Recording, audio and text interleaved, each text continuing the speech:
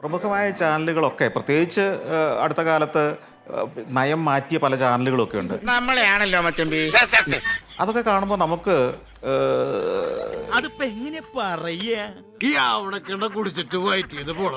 വല്ലാത്ത ലജ്ജയും നമ്മളോട് തന്നെ അവമതിപ്പും തോന്നാറുണ്ട്. ഇത് പണിയാവോ? രാഷ്ട്രീയക്കാരെ സുഖിപ്പിച്ച് അതിനകത്തൂടെ ഇനി അടുത്ത ഭാവി എങ്ങനെയും രക്ഷപ്പെടുത്താൻ നോക്കാൻ പതുക്കെ പറ, വല്ലവരും കേൾക്കും. വല്ലവരുടെയും കക്ക വല്ലവരും പറയുന്ന കേൾക്കാൻ പാടില്ല. മാധ്യമപ്രവർത്തകരുടെ ഒരളിഞ്ഞ മനോഭാവം കൊണ്ടാണ് അങ്ങോട്ട് ചെല്ലുന്നത്. സംഗതി അയാൾക്കുൾ താക്കരുത്. ചേട്ടൻ വന്നേ ഒരു സ്വകാര്യം പറയട്ടെ. നിങ്ങൾ ഇത്തരം ചില മാധ്യമങ്ങൾ ചെയ്യുന്ന ചെറ്റത്തരമുണ്ട്. ശരി ആ അരിയും തിന്ന് ആശാച്ചിനും കടിച്ച് പിന്നെ നായക്ക് ഞാൻ മുറുമുറുപ്പ്. ഞാൻ അവന്റെ ഒന്നും കീഴ് നിൽക്കുന്നയാളല്ല, ഞാൻ എന്റെ മുകളിൽ നിൽക്കുന്നയാളാണ്. എന്താ സാധനം ചീങ്കണ്ണിയ.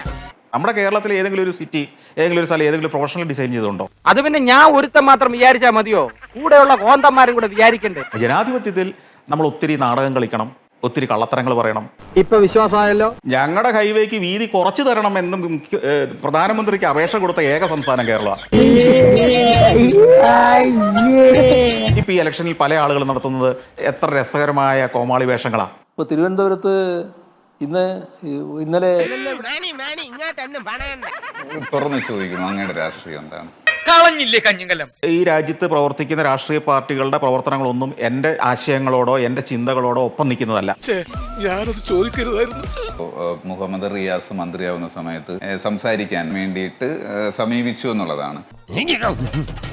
അതന്നത്തെ ചോരത്തിളപ്പിന് ആ പറഞ്ഞു കൊടുത്തതൊക്കെ പ്രാവർത്തികമാക്കാൻ ഒരു മന്ത്രി എന്നുള്ള നിലയ്ക്ക് അദ്ദേഹമോ അദ്ദേഹത്തിന്റെ സർക്കാർ ശ്രമിച്ചിട്ടുണ്ടോ?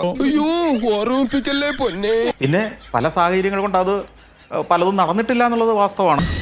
ഒരു കയ്യബദ്ധം നാറ്റുകരുത്. അതിന്റെ കാരണങ്ങൾ നമുക്കറിയാമല്ലോ, കേരളത്തിലെ ഇന്നത്തെ സ്ഥിതി. നിനക്കറിയോ ഗജനാവിൽ ഇന്നാള് ഞാൻ കൈയിട്ട് നോക്കിയപ്പോഴേ കാലി. പാരീസിലെ ലൂ മ്യൂസിയം പോലെ നമുക്കൊരു മ്യൂസിയം പണിയാം എന്ന് പറഞ്ഞാൽ അത് മനസ്സിലാവണമെങ്കിൽ ലൂ മ്യൂസിയം കണ്ടിട്ടുണ്ടാവണം.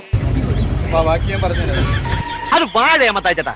ഇവരൊക്കെ ഈ പണി നിർത്തിയിട്ട് കുറച്ചുകൂടെ മാന്യമായ മറ്റെന്തെങ്കിലും തൊഴിലിന് ഇറങ്ങിയിരുന്നെങ്കിൽ എന്ന് ഞാൻ പലപ്പോഴും ചിന്തിച്ചിട്ടുണ്ട്. അപമാനിച്ചേ ഞാൻ പോയിക്കോട്ടെ.